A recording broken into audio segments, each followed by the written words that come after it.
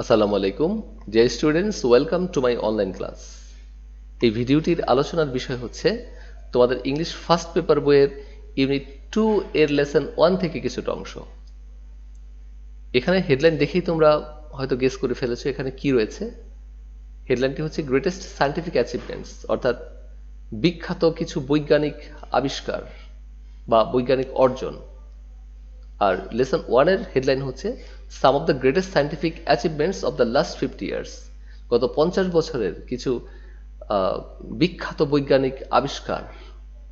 সুতরাং এখানে আলোচনা করা হবে আমরা যে সকল বৈজ্ঞানিক অর্জনটা করেছি সাধারণত গত 50 বছরে, সেখান থেকে কিছুটা নিয়ে আলোচনা করা হবে। তো চলো স্টুডেন্টস, আমরা ভেতরে ঢুকি, দেখি কি লেখা রয়েছে সেখানে।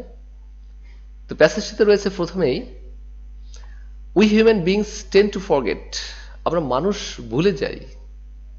টেন্ড টু ফরগেট হচ্ছে ভুলে যাওয়া, ভুলে যাওয়ার ঝোঁক থাকা, অর্থাৎ ভুলে যাওয়ার প্রবণতা থাকা, যে how far we have come, আমরা কত দূর চলে এসেছি।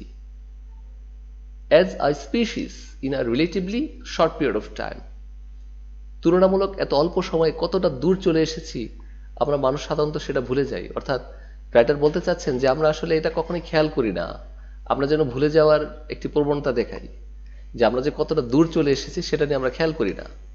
হিউম্যান বিংস হচ্ছে মানুষ, আর হাউ ফার হচ্ছে কত দূর।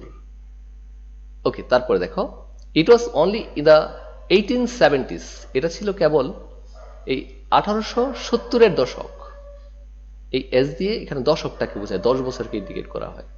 তো সেই দশকে when we had the first house that was lighted with electricity, অর্থাৎ এই দশকের পূর্বে আমরা কোথাওই বিদ্যুৎ দিয়ে আলো জ্বালাই নাই, আমরা ইলেকট্রিসিটি ইউজ করে আমরা আলো জ্বালাইনি।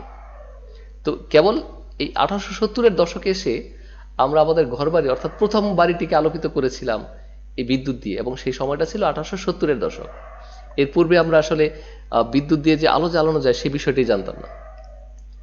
Curse just started to become available 100 years ago, এবং মাত্র 100 বছর পূর্বে গাড়ি সচরাচর হতে শুরু করেছিল। এর আগে গাড়িও পাওয়া যেত না তেমন, খুব রেয়ার জিনিস ছিল গাড়িটা। সুতরাং cars just started to become available, available মানে সচরাচর, মানে সহজেই পাওয়া যায়, সহজলভ্য। এটা 100 বছর আগে মাত্র হয়েছে available.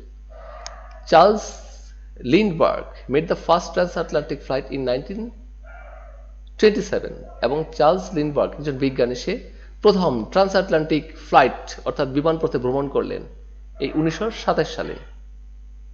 টেলিভিশনস did not become widely available until after World War second, অর্থাৎ এই দ্বিতীয় বিশ্বযুদ্ধের পূর্বে টেলিভিশন এত বেশি অ্যাভেলেবল ছিল না, তো এত বেশি সহজলভ্য ছিল না, এত বেশি সচরাচর ছিল না, ইচ্ছা করলেই মানে এটা ক্রয় করা যেত না, পাওয়া যেত না। তো এটা দ্বিতীয় বিশ্বযুদ্ধের পরে ধীরে ধীরে এটা ছড়িয়ে পড়লো। ইন আদার ওয়ার্ডস, অন্য কথায়, the advances human kind has made, মানুষ যে সকল উন্নতি করেছে, ইন আর রিলেটিভলি, রিলেটিভলি মানে তুলনামূলকভাবে, শর্ট পিরিয়ড অফ টাইম, এত তুলনামূলকভাবে অল্প সময়তে মানুষ যে উন্নতি সাধন করেছে, have been nothing short of extraordinary, এটা আসলে অস্বাভাবিক কিছু ছাড়া কিছুই না, মানে এটা অবশ্যই অস্বাভাবিক। রাইটার বলতে চাচ্ছেন যে এটি অবশ্যই অস্বাভাবিক যে মানুষ এত বিশাল উন্নতি করতে পেরেছে, এত বিশাল অগ্রগতি সাধন করতে পেরেছে। সম্ভবত, perhaps just as extraordinary is how we tend to simply adapt to these incredible changes, not realizing how completely our world has been altered in a short span of time. যে এটা হচ্ছে এমন অর্ডিনারি, এক্সট্রাঅর্ডিনারি এখানে বললেন, এই যে আমরা বৈজ্ঞানিক আবিষ্কারটা করেছি সেটার কথা বললেন, যে এটা হচ্ছে জাস্ট এমন এক্সট্রাঅর্ডিনারি, যেমন আমরা আসলে যে এই অবিশ্বাস্য এই পরিবর্তনের সাথে খাপ খাওয়াতে পেরেছি সহজেই, এটা যেমন অবিশ্বাস্য, এবং না বুঝে যে আসলে যে আমাদের পৃথিবী কতটা পরিবর্তন হয়ে গেছে এত অল্প সময়তে, এটা না বুঝে এই খাপ খাওয়ানো যেটা অবিশ্বাস্য, এই বৈজ্ঞানিক আবিষ্কারগুলো হচ্ছে ঠিক তেমন অবিশ্বাস্য। উইথ দ্যাট ইন মাইন্ড, এবং সেই কথা মাথায় রেখে, it is worth looking back at some of the amazing scientific advances, সুতরাং আমাদের কিছু বৈজ্ঞানিক উন্নতির দিকে তাকানো প্রয়োজন। এখানে এই কথাটা বলেন, it is worth looking back, ফিরে তাকানো প্রয়োজন বা দরকার কিছু মনোমুগ্ধকর এই বৈজ্ঞানিক আবিষ্কারের দিকে, যা উই হ্যাভ মেড, তৈরি করেছি in the last few decades, অর্থাৎ গত কয়েক দশকে আমরা যে বিশাল বৈজ্ঞানিক অর্জন করেছি সেই দিকে ফিরে তাকানো আসলে আমাদের একটু যৌক্তিক বা একটু তাকানো প্রয়োজন। তো এই ছিল কথাটা। আসলে রাইটার এখানে বলতে চাইলেন যে আমরা মানুষ ভুলে গেছি যে আসলে আমরা মানুষ হিসেবে বা একটি প্রজাতি হিসেবে কতটা দূর এগিয়ে এসেছি, এবং সেটা বিজ্ঞানের উপর ভর করে। এবং সে কয়েকটি দৃষ্টান্ত দিলেন যে 1870-এর দশকে আমরা প্রথম ইলেকট্রিসিটি দিয়ে আলো জ্বালাতে শুরু করেছিলাম, এবং মাত্র 100 বছর পূর্বে থেকে আমাদের গাড়ি অ্যাভেলেবেল হতে শুরু করলো। আবার তারপর বলেন চার্লস লিন্ডবার্গ, সে প্রথম ফার্স্ট ট্রান্স আটলান্টিক ফ্লাইট করলেন 1927 সালে। এর আগে তো বিমান উড্ডয়ন করেনি ওই রুটে।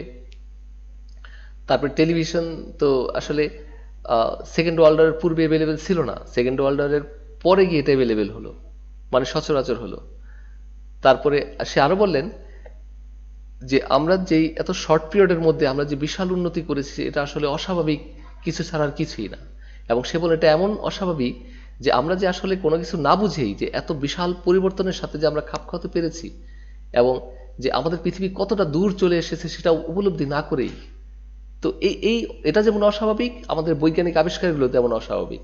সুতরাং এই এত অস্বাভাবিক আবিষ্কারের কথা মাথায় রেখে, এবং কি কি সেই আবিষ্কারগুলি, তো এই কথা চিন্তা করে, মানে উইথ দ্যাট ইন মাইন্ড, সেই কথা মনে রেখে, it is worth looking back at some of the amazing scientific advances, আমাদের কিছু বৈজ্ঞানিক অগ্রগতি অর্থাৎ কিছু বৈজ্ঞানিক অ্যাচিভমেন্টের দিকে তাকানো দরকার, যেটা আমরা গত কয়েক দশকে করেছি। এখানে ডেকেডস মানে হচ্ছে দশক। তো স্টুডেন্টস, এই ছিল আমাদের মূল জিনিসটুকু। আমরা চলো কয়েকটা ওয়ার্ড নিয়ে একটু আলোচনা করি। হিউম্যান বিংস হচ্ছে মানুষ। টেন্ড টু ফরগেট, টেন্ড হচ্ছে ভুলে যাওয়ার একটা মানে প্রবণতা দেখানো, যোগ থাকা কোনো কিছুর। আর টেন্ড টু ফরগেট মানে হচ্ছে ভুলে যাওয়ার প্রবণতা থাকা। হাউ ফার হচ্ছে কত দূর। স্পিসিস প্রজাতি, অর্থাৎ বিভিন্ন শ্রেণীর প্রাণীকে বলা হয় স্পিসিস। আর রিলেটিভলি হচ্ছে তুলনামূলকভাবে। শর্ট পিরিয়ড অফ টাইম, অল্প সময়। তারপর এখানে লেখা হলো লাইটেড উইথ ইলেকট্রিসিটি, অর্থাৎ বিদ্যুতের মাধ্যমে আলোকিত হয়েছিল যেটি। এভেইলেবল হচ্ছে সচরাচর, অর্থাৎ যেটা সহজেই পাওয়া যায় সেটাকে বলা হয় এভেইলেবল। আর এখানে রয়েছে ওয়াইডলি হচ্ছে বিস্তৃতভাবে, ওয়াইডলি মানে বিস্তৃতভাবে। আর আনটিল হচ্ছে যতক্ষণ না পর্যন্ত। দেন হিউম্যান কাইন্ড, মানবজাতি, অ্যাডভান্সেস হচ্ছে অগ্রগতি বা উন্নতি, এখানে অ্যাচিভমেন্টসকে বোঝানো হচ্ছে। আর এক্সট্রাঅর্ডিনারি হচ্ছে অসাধারণ, অস্বাভাবিক, ইনক্রেডিবল। স্টুডেন্টস একটু লক্ষ্য করো তোমরা বিষয়টা। ইনক্রেডিবল মানে হচ্ছে অবিশ্বাস্য। দেন কমপ্লিটলি, পুরোপুরিভাবে। আর a short span of time, এটা হচ্ছে অল্প সময়ে বা অল্প সময়ের ব্যবধানে। তারপর যদি আমরা একটু দেখি, উইথ দ্যাট ইন মাইন্ড মানে সেই কথা মাথায় রেখে। আর ইটস ওয়ার্থ লুকিং ব্যাক মানে ফিরে তাকানো প্রয়োজন, ফিরে তাকানো দরকার। অ্যামেজিং সায়েন্টিফিক অ্যাচিভমেন্টস মানে হচ্ছে কিছু মনোমুগ্ধকর বৈজ্ঞানিক আবিষ্কার বা অর্জন। আর ডেকেড হচ্ছে দশক, অর্থাৎ 10 বছরকে বলা হয় one decade. So that's all student. তোমরা অবশ্যই ভিডিওটি বারে বারে দেখবে এবং এখান থেকে অনেক ওয়ার্ড শেখার চেষ্টা করবে, এবং তোমরা এক একটা ট্রান্সলেশন করার চেষ্টা করবে বই দেখে। তো তাহলে ধীরে ধীরে উন্নতি হবে এবং এই ওয়ার্ডগুলি মাথায় চলে আসবে। এবং এখান থেকে তোমাদের পরীক্ষার ক্ষেত্রে উইথ ক্লুজ আসতে পারে, উইদাউট ক্লুজ আসতে পারে, অথবা এটাকে প্যাসেজ আকারও দিতে পারে, মাল্টিপল চয়েস ডব্লিউএইচ কোয়েশ্চেন, যেখান থেকে তোমাকে আনসার করতে হতে পারে। সো স্টুডেন্টস, একটু সিরিয়াসলি অবশ্যই তোমরা সবাই পড়বে। যাই হোক, অনেক ধন্যবাদ, তোমরা অনেক সময় স্পেন্ড করে দেখেছো এটা। এবং যারা এখনো চ্যানেলটি সাবস্ক্রাইব করেনি অবশ্যই সাবস্ক্রাইব করবে, কারণ সাবস্ক্রাইব না করলে তোমরা পরবর্তী ভিডিওগুলির আসলে নোটিফিকেশন পাবে না। তো সেজন্য সবাই সাবস্ক্রাইব করে সাথে থাকবে। সবাইকে অনেক ধন্যবাদ ভিডিওটি দেখার জন্য।